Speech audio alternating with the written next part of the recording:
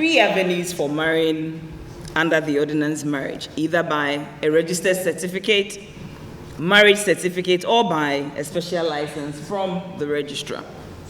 Interestingly, it's only a marriage under the marriage officer's certificate that one requires the publication of banns. And so if you decide to do the special license, nobody may even hear about it. You can go into a garden somewhere nice with family and friends and then get married. If you decide to marry under the registered certificate, all that is required is that the registrar will put it on the outer door of his or her office or on the notice board. How many people have access to the registrar's notice board? How many people have notice to the outer door of the registrar's office?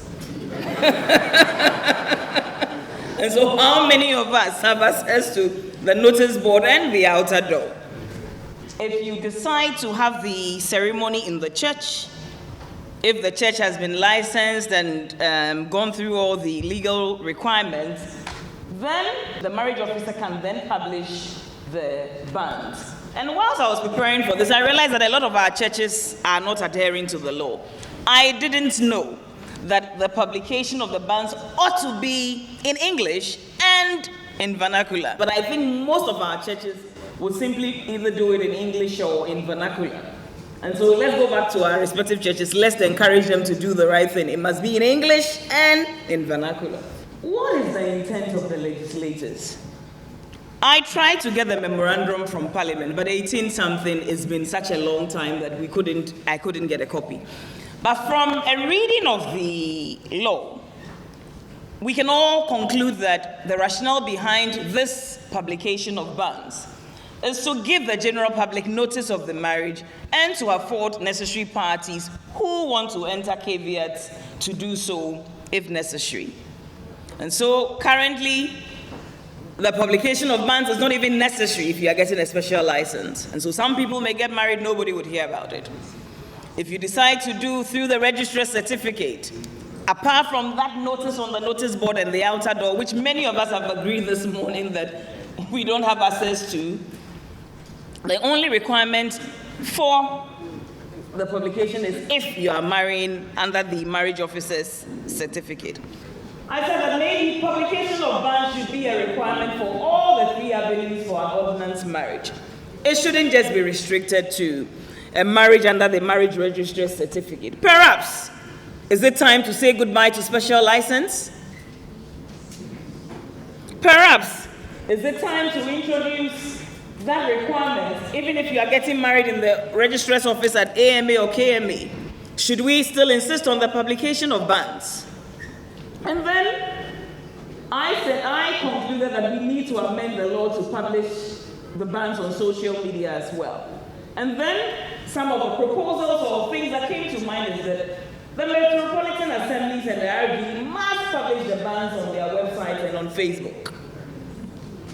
There are several other social media accounts, but I think a lot more people are on Facebook.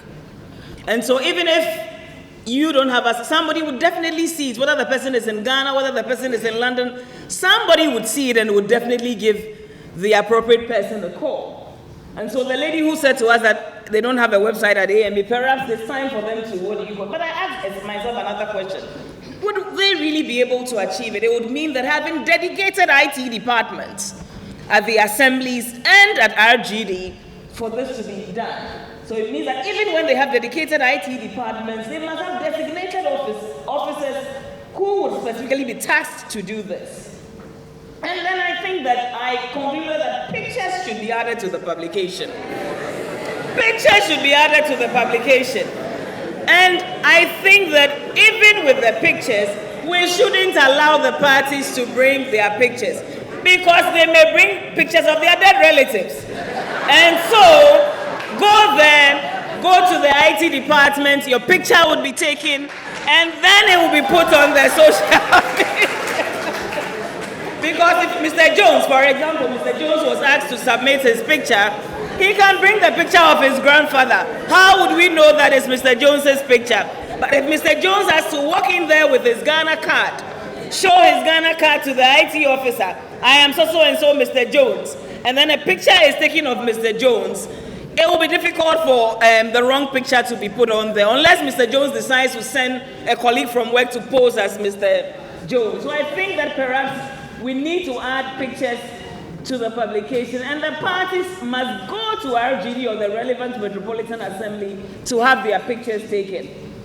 And then in the publication in the churches, we should encourage, perhaps we need to move towards the churches putting it on their websites, on their WhatsApp platforms, because I know a lot of the churches have WhatsApp platforms, other social media accounts, and radio and television stations where applicable.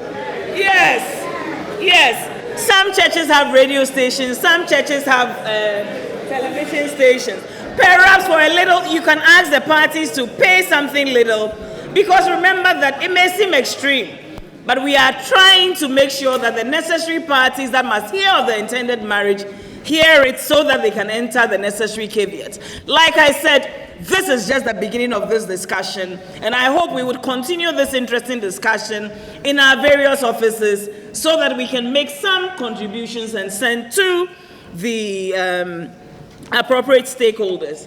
But off the record, and this is not law, the best publication, don't keep the relationship a secret. If sometimes you see a lot of people saying that, oh, I don't want people to know about it. Trust me, when people know about it, if Mr. Jones is married, somebody will tell you within the next few days that, oh, Mr. Jones has a wife in Accra. And so don't keep yes, we are moving towards social media, but until the law is amended, don't keep the relationship a secret. Thank you.